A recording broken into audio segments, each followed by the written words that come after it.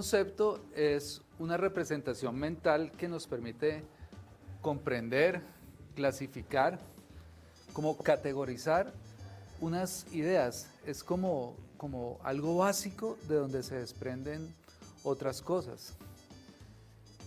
Yo estaba pensando que un concepto jurídico puede ser un contrato y de ahí se desprenden categorías de contratos. Así es, estimado Fernando Carlos. Primero, agradecerte tu gentil invitación, un honor compartir este espacio. Efectivamente, el concepto puede admitir diversas miradas, una buena cantidad de posturas, hasta llevarlo propiamente al contexto jurídico. La construcción de conceptos era un problema fundamental para los escolásticos. Partimos de la cosa, una idea frente a la cosa, la definición o el concepto, o de pronto el concepto y después la definición. Y ese era el debate fundamental. ¿Qué ubicamos primero? ¿La definición o el concepto? Sí. Desde ahí, pues ya empezamos a analizar cuál es su rol, qué papel empieza a jugar. De pronto nos involucramos un poco en el ámbito de la filosofía. Para Austin, el filósofo, un hecho es una cosa en el mundo. Para Strauss, un hecho es una cosa en el lenguaje.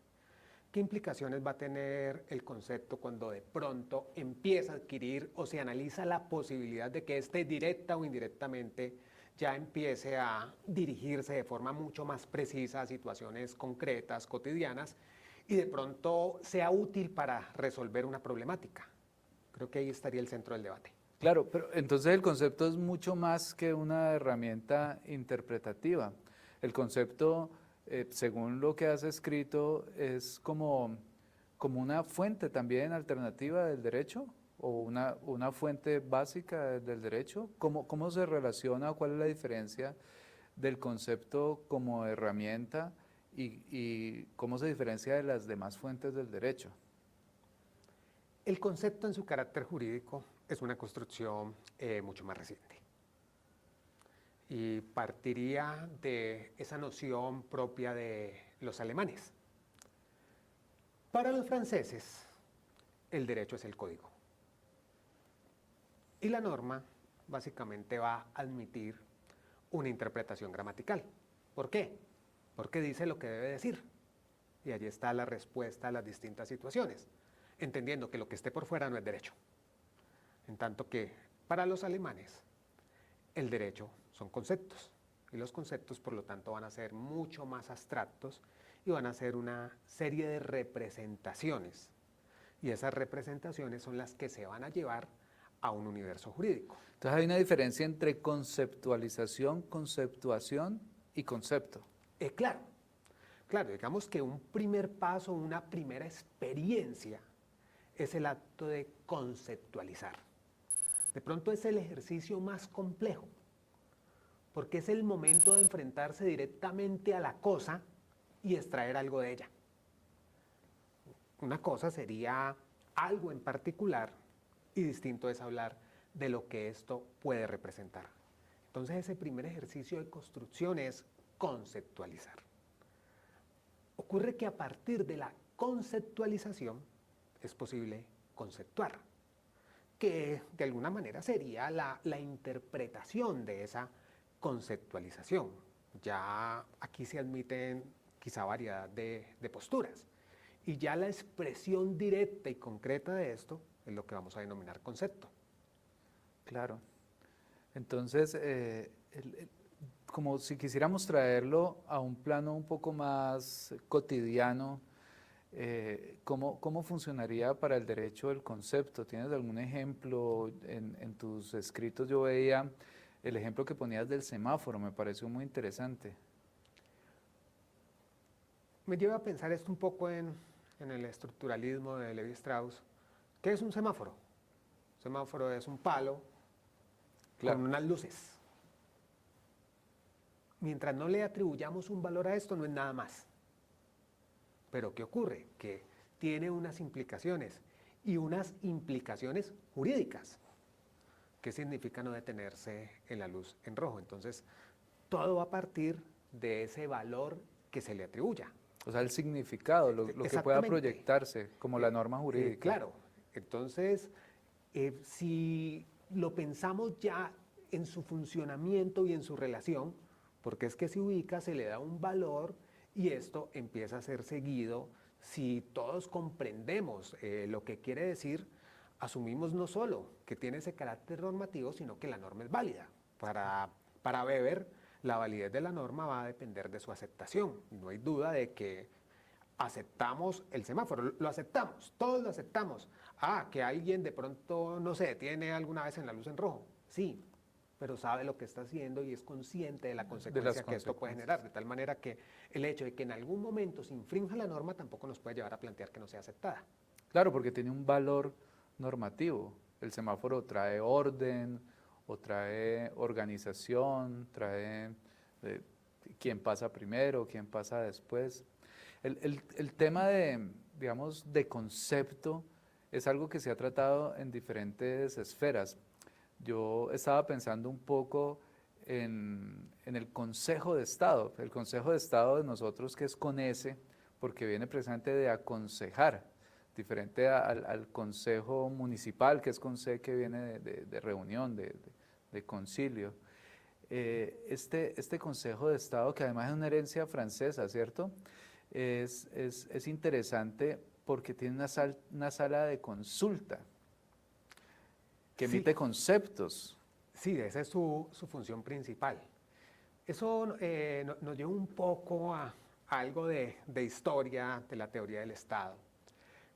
Lo que es el Estado absolutista, el primer Estado de la modernidad, intentando concentrar el poder, superando ese poder federalizado de sobre todo la denominada Baja Edad Media. Entonces, ese monarca como concentra una serie de atribuciones, pero como se empieza a considerar el carácter técnico de muchas de las medidas que se tomen, empieza a rodearse pues de un grupo, de un cuerpo consultivo. Claro. De alguna manera esto va evolucionando y se va ampliando, entonces por ahí surgen los estados generales, que más bien después van a cumplir una función parlamentaria, y aparece aparte el Consejo de Estado, precisamente con esa finalidad, con esa función, aconsejar. Esto es lo que siguió evolucionando, se continuó con un Consejo de Estado durante todo el siglo XIX, desapareció por un tiempo relativamente corto con la reforma de 1905 en Colombia, estoy hablando del caso colombiano, para regresar ya propiamente en 1914, pero digamos que resurge normativamente en 1910, ya con su nueva función de Tribunal Supremo de la Jurisdicción Contencioso Administrativa, pero bueno, en el momento pasa nos de interesa ser más la otra. el consejero a ser el tribunal. Y hoy en día, digamos, esos conceptos que emite la sala de consulta y servicio civil, pues obviamente tienen un grado de obligatoriedad, o sea, es decir, se tienen que cumplir, son obligatorios, pero en términos generales uno podría decir que los conceptos no lo son, pero para el Consejo de Estado o los conceptos que emite el Consejo de Estado sí lo son. ¿Cuáles sí, cuáles no? Por ejemplo, una función que me parece bastante interesante, reciente, que le da la Ley 2080 del 2021, es el resolver conflictos de competencias administrativas entre autoridades del orden nacional. Entre autoridades del orden nacional. Es decir, la decisión que tome del orden nacional o de distintos órdenes, cuando se involucren distintos órdenes. Entre ellas, pues, una del orden nacional. Entonces, allí, la decisión que tome, la medida que adopte, va a tener total relevancia, absoluta fuerza vinculante para las partes involucradas. Y lo va a hacer a partir de un análisis de competencias. Obviamente, esto pues se puede ver en distintos ámbitos. Digamos que aquí el tema es muy puntual porque está relacionado con el marco normativo que atribuye cierta facultad a cada uno de esos órganos y permite saber pues quién es el que en ese caso debe actuar. Pero su función de pronto es más amplia, entendiendo que es eso, es el cuerpo consultivo y asesor del gobierno. Y cuando hablamos de gobierno en este caso es en los estrictos términos del artículo 115 de la Constitución Política, claro. Es decir, el presidente de la República con sus ministros y directores de departamento administrativo. No estamos hablando de un esquema mucho más general de gobernante-gobernado, no, es el gobierno y el gobierno nacional. Claro. Entonces, ¿pero qué pasa? Que el gobierno nacional está organizado en unos sectores administrativos donde se tecnifica la prestación del servicio público y se asumen pues prácticamente todas las funciones que le competen al Estado. Entonces, para todos esos temas se puede solicitar la intervención de este órgano, pero en la medida que brinde las orientaciones necesarias para que ese gobierno nacional, ese alto gobierno, tenga desde desde una técnica jurídica, desde un conocimiento de la norma, desde un análisis de pronto muy amplio, muy profundo de quizá los mismos impactos que esto puede producir, pues tomar y sustentar adecuadamente sus decisiones. Esto va a tener también un efecto en distintos ámbitos, como la misma responsabilidad política, disciplinaria, que de allí se puede derivar. Claro, entonces un concepto, digamos, es orientador, Claro es que lo sí. que busca el concepto. Por ejemplo, cuando los abogados emitimos un concepto, de hecho el Colegio Nacional de Abogados establece tarifas para que nosotros los abogados cobremos por un concepto, pero en ese caso, digamos, no tiene una fuerza vinculante porque es entre el abogado y su cliente. Colombia es un país de leyes, siempre se ha dicho, un país de normas, donde en distintos ámbitos se opina y se opina de pronto con efectos jurídicos o se pretende opinar con un efecto jurídico, cosa que no, que de pronto en todas las situaciones, en todas las circunstancias, pues no va a ser perfectamente válido. Además, habrá que considerar que pues toda opinión sobre un tema jurídico, digamos la Constitución, existe la obligatoriedad de la cátedra constitucional, eso no hace Claro, a toda persona abogado constitucionalista, y eso es muy obvio, permite un conocimiento general frente a sus posibilidades de participación y respecto al estado en el cual vive. Pero ¿qué pasa? Que el abogado debe dominar, porque es su esencia, porque es su razón de ser, porque en eso se formó una técnica jurídica. claro. Entonces, el abogado no va a decir lo que cree, el abogado va a decir lo que sabe. Y de esa manera va a emitir esos conceptos. De modo que, obviamente, no tienen fuerza vinculante, pero tienen un carácter orientador desde un punto de vista técnico. Y en derecho, desde un punto de vista técnico, no solo los abogados emiten conceptos, porque, por ejemplo, los peritos pues también emiten esos conceptos, esos dictámenes periciales que además son, digamos, sobre la realidad. El perito no puede decir, es que yo creo que el carro iba rápido porque estrelló al del frente, al carro que tenía al frente, y no, yo he hecho una investigación y efectivamente por las huellas, la distancia que había entre los dos carros y la distancia de las huellas, podemos determinar que hubo, digamos, un exceso de velocidad. Entonces, no solo los abogados en el campo del derecho, sino que también, por ejemplo, los peritos en diferentes ámbitos. Esos conceptos que son los dictámenes periciales, ¿qué tanta obligatoriedad tienen dentro de un proceso? Yo antes que hablar de obligatoriedad, hablaría de un peso para sustentar una decisión.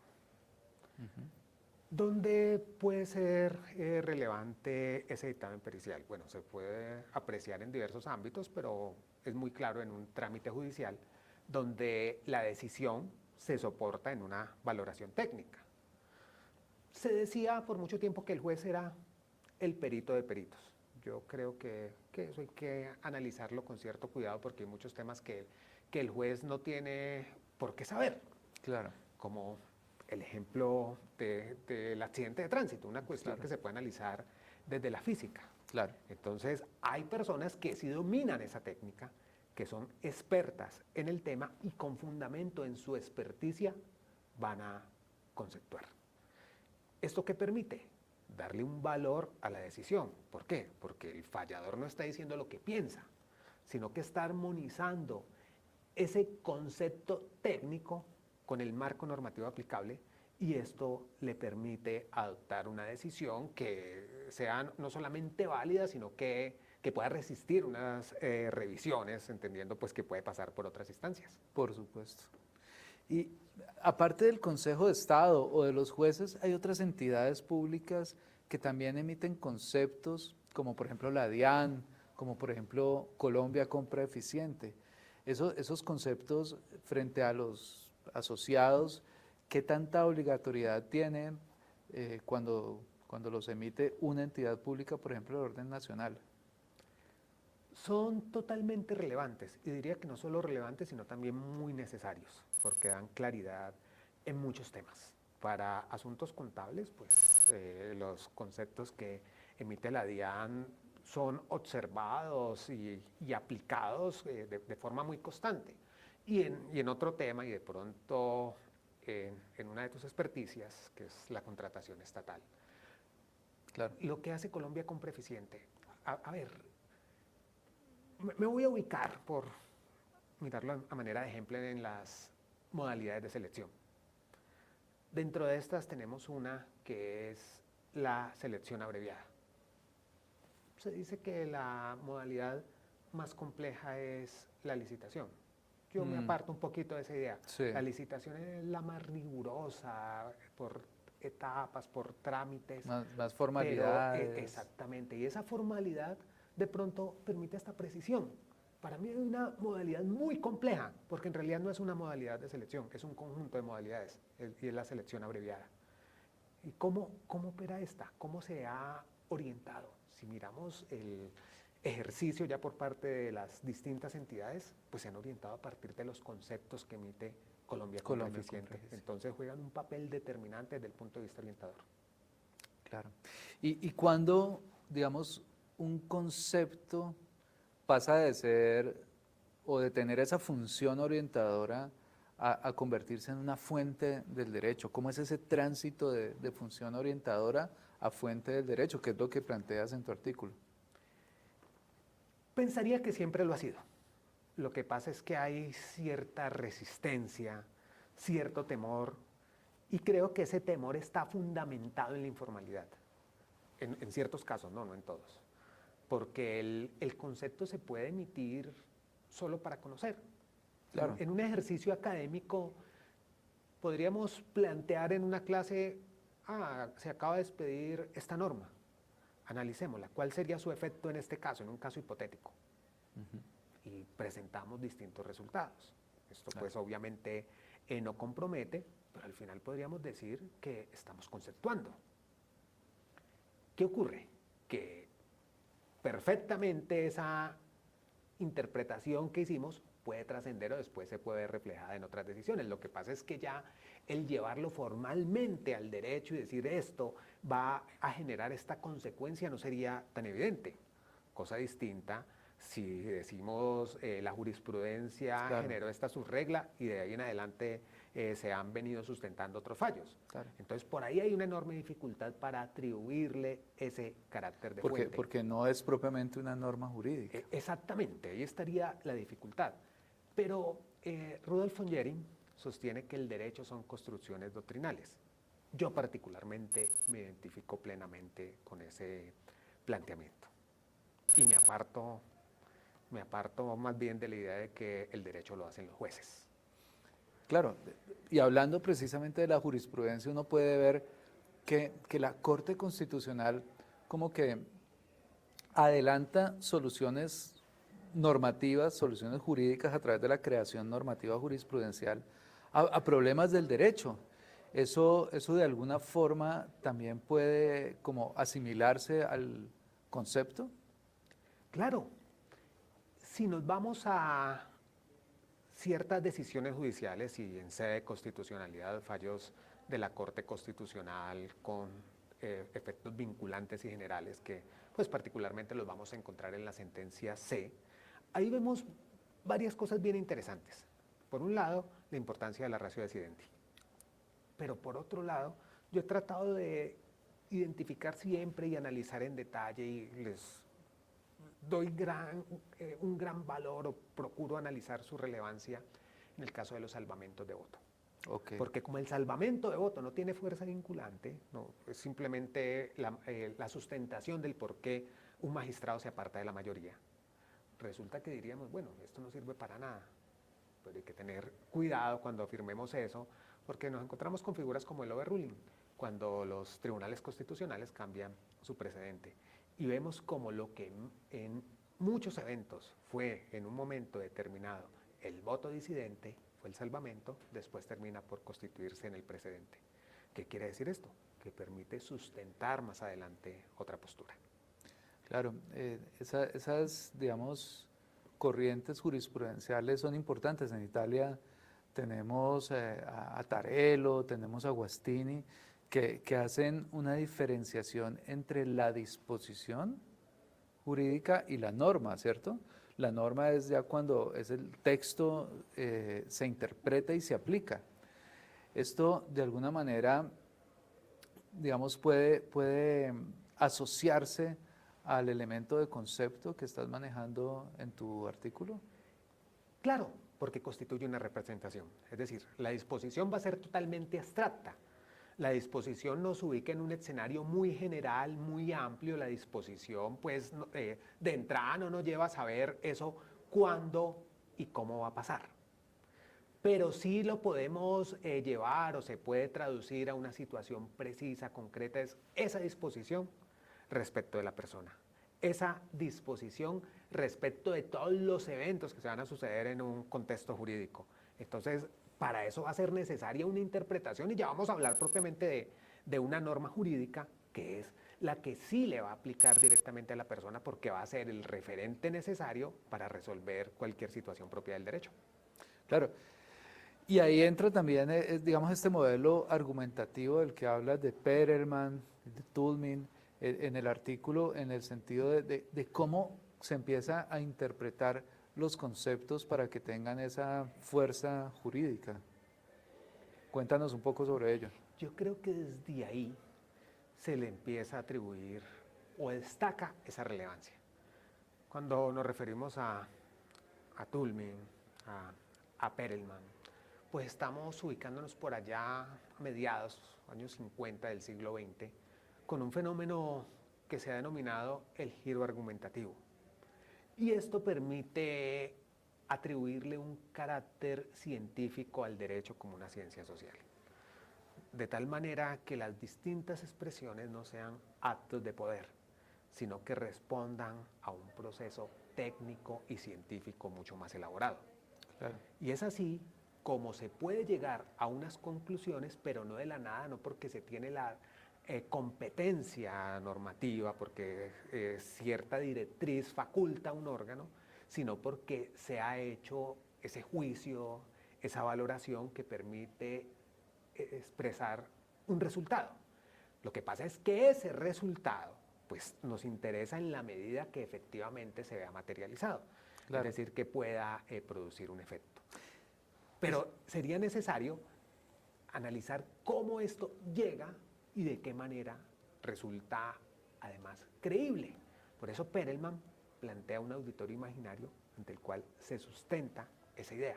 Y creo que en esa medida se construye el concepto. Y en todos los escenarios, desde el profesional del derecho al cual su cliente le solicita un concepto. Mira, tengo esta situación, entonces, ¿qué puede pasar? ¿Qué hacemos? Básicamente claro. Construir escenarios y pensar en un eventual litigio, en un debate ante distintas instancias, cómo podríamos obtener una decisión favorable para nuestro cliente a partir de esa valoración que hicimos. No estamos haciendo otra cosa que creando ese auditorio imaginario del que habla Perelman. Pero ¿no te parece riesgoso en la medida en que los conceptos pues son volubles, son cambiantes y podrían generar como inseguridad jurídica? Porque, por ejemplo, lo que hoy es de una forma, mañana es de otra. Un ejemplo sería el medio ambiente. Hace 2 o 3 décadas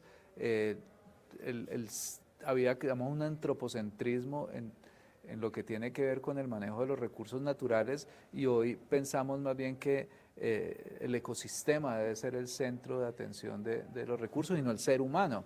Entonces mira cómo el concepto de medio ambiente cambia. ¿Eso podría generar inestabilidad jurídica? Yo creo que sí, o sea, totalmente la genera. Creo que eso sería indiscutible, pero tal vez también podría decir que inevitable.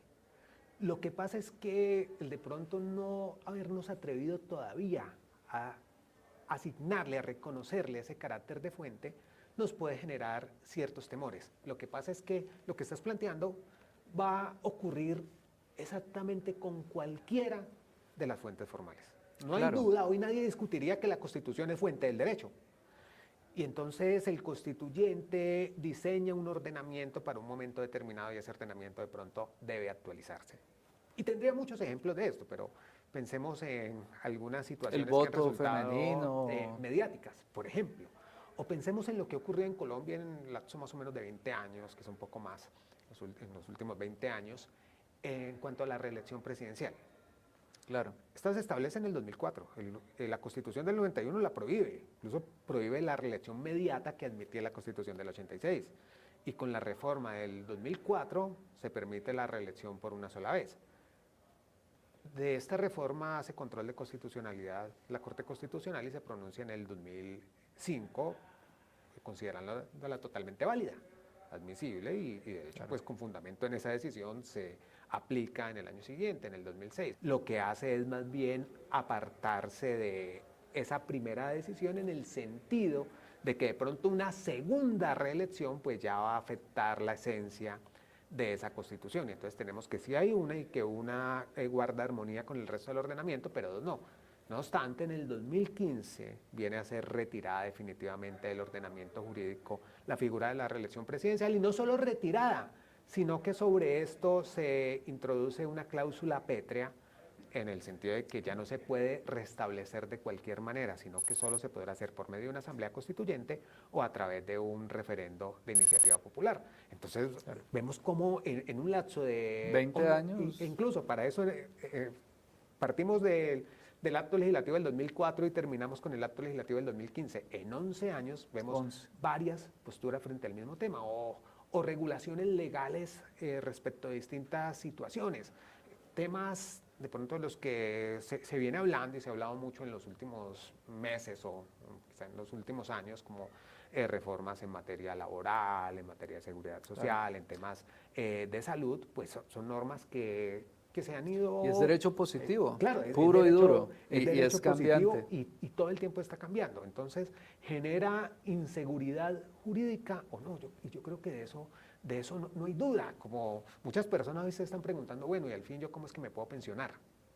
Al fin, ¿cuál es la norma que me aplica? Y es un derecho duro. Claro. Entonces, creo que esa inestabilidad, esa inseguridad jurídica, y claro, están, por ejemplo, las instancias de cierre en lo judicial, tendrán que tratar de armonizar una serie de normas y lograr esa seguridad jurídica, porque pues también es una necesidad.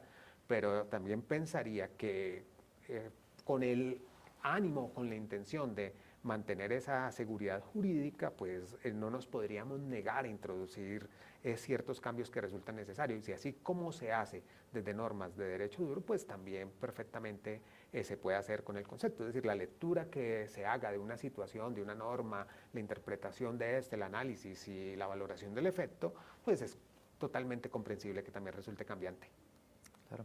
Y el impacto que tiene las normas, por ejemplo, del derecho internacional en el soft law, que cada vez son más aceptadas por los países y sin embargo no tienen como esa función de obligatoriedad. No tienen que obedecerlas, pero cada vez se obedecen más. Esos son conceptos también. Sí, y aquí viene una situación bien particular, quizá muy llamativa, porque no teniendo fuerza vinculante, vemos como en muchas ocasiones más bien su posible destinatario precisamente por esa ausencia de fuerza vinculante, busca cómo cumplirlas. Por ejemplo, normas técnicas, normas ISO, normas ICONTEC. Cómo con el fin de soportar esos procesos de gestión de la calidad, más bien atienden esas normas sabiendo que no se está obligado a seguirlas. Mientras que con normas de derecho duro, muchas veces uno encuentra todo lo contrario. Si se me permite la expresión, lo voy a decir de manera muy coloquial, cómo se le busca la comba al palo. Claro. ¿Qué hacer como para que esa norma no me aplique? La reforma tributaria me va a gravar con tanto, pero yo cómo hago para seguir pagando lo mismo que pagaba antes o algo así. Claro, entonces, a pesar de normas de derecho duro, se busca cómo escapar de ellas, mientras que siendo normas de derecho blando, más bien se busca cómo acogerlas y cómo terminar siendo destinatario de estas. Quiero volver un poco, y ya para ir cerrando, al tema del derecho ambiental. Cada vez, digamos hay más relevancia en los conceptos ambientales y cada vez, digamos, es más importante el uso de estos conceptos. ¿Por qué se da esta situación precisamente en el derecho ambiental? Creo que esa sería quizá una de las más importantes representaciones. Y allí se ilustra, consideraría muy bien la situación. ¿Por qué? Porque el derecho ambiental es totalmente técnico. El derecho ambiental no es lo que el jurista cree. El derecho ambiental es lo que la ciencia sabe. Claro. Entonces, por ejemplo, digamos que la calidad del agua, el pH del agua óptimo para el consumo humano, eso no lo sabe el derecho, eso lo sabe la química. Claro. Pero el derecho se expresa a partir de conceptos técnicos, de lo que ha dicho el que sabe, el que conoce la situación. Y de allí, pues que como la ciencia avanza, la ciencia evoluciona o si se quiere se transforma, la expresión normativa de esas transformaciones pues tiene que ir de la mano y tendrá que ir cambiando y modificándose. Si en alguna disciplina, en alguna rama del derecho se puede ver ese carácter técnico y científico, es en el derecho ambiental. Por eso no habría discusión alguna. Y ese derecho ambiental, cada vez más técnico, permite relacionar de forma muy clara, primero la relación entre disciplinas y después el impacto o el sustento de distintas decisiones. Entonces, cuando vamos a ver un fallo en materia ambiental, digamos un fallo pues desde la decisión judicial o normas ambientales, de pronto en normas recientes, como una que complementa, digámoslo así, el procedimiento sancionatorio ambiental en temas relacionados con el ruido. Claro. ¿Cuáles son los decibeles adecuados en determinado espacio o soportables? Eso el derecho no lo sabe, ni lo tiene por qué saber. Claro. Pero hay otras disciplinas que tienen esa información y que le trasladan esos datos al derecho, y uniendo todo eso es que resulta posible conceptuar y que esas expresiones pues vienen a adquirir otra forma y terminan por convertirse en normas jurídicas, bien normas desde leyes, desde reglamentos, como también en precedentes que han resultado determinantes para ese impulso del derecho ambiental. Pues claro, cada disciplina tiene, digamos, sus propios conceptos básicos que le aportan a las demás, digamos, en esta interdisciplinariedad de la que siempre está bebiendo el derecho. Profesor, hemos visto, digamos, el concepto en muchos ámbitos. Hemos visto el concepto desde el soft law, desde la Corte Constitucional y su jurisprudencia, desde el realismo jurídico genovés, desde los conceptos que los propios abogados emiten para sus clientes o los conceptos que las entidades públicas como la DIAN y Colombia Compra Eficiente pues van materializando en actos administrativos de alguna forma. ¿Diría usted en conclusión que el concepto definitivamente es una fuente del derecho? Yo creo que no hay duda de ello. Creo que incluso es primero el concepto que la ley, es primero el concepto que la Constitución. Y vámonos al origen del Estado constitucional. Ubiquémonos por allá a finales de la que en sí mismo es un concepto. Exactamente, y vámonos al último cuarto del siglo XVIII. Lo que viene a ser la Constitución francesa de 1791, en gran medida que toman la obra de Sieyès, que es el tercer Estado, donde que habían conceptos. Si miramos los precedentes, los desarrollos jurisprudenciales para la escuela histórica alemana, para esta corriente de la jurisprudencia de interés, ¿de dónde se construye? A partir del concepto. O pensemos en un tema muy preciso, muy concreto, todo lo que es la responsabilidad del Estado, la responsabilidad extracontractual del Estado, o los distintos regímenes de responsabilidad. Y vamos a mirar jurisprudencia del Consejo de Estado, la jurisprudencia de la sección tercera del Consejo de Estado. ¿En qué se fundamentan? ¿En qué sustentan sus decisiones? En doctrina, por ejemplo, también en doctrina española, en la doctrina de Fernando Inestrosa, el concepto de daño para Juan Carlos Henao. Claro, claro. Entonces vemos que Son conceptos. primero esos conceptos y esos conceptos se hacen jurisprudencia y muchas veces esto también termina haciéndose ley. Está muy claro. Muchas gracias por compartir con nosotros esta investigación que particularmente me parece muy interesante. Es un poco como mover las fuentes del derecho y empezar a ver cómo el derecho se va construyendo, se va formando a partir también de los conceptos. Profesor Andrés, muchas gracias y esperamos tenerlo de nuevo por acá en el programa en una próxima oportunidad. Un honor, un infinito privilegio poder compartir este espacio. Muy agradecido por esta invitación.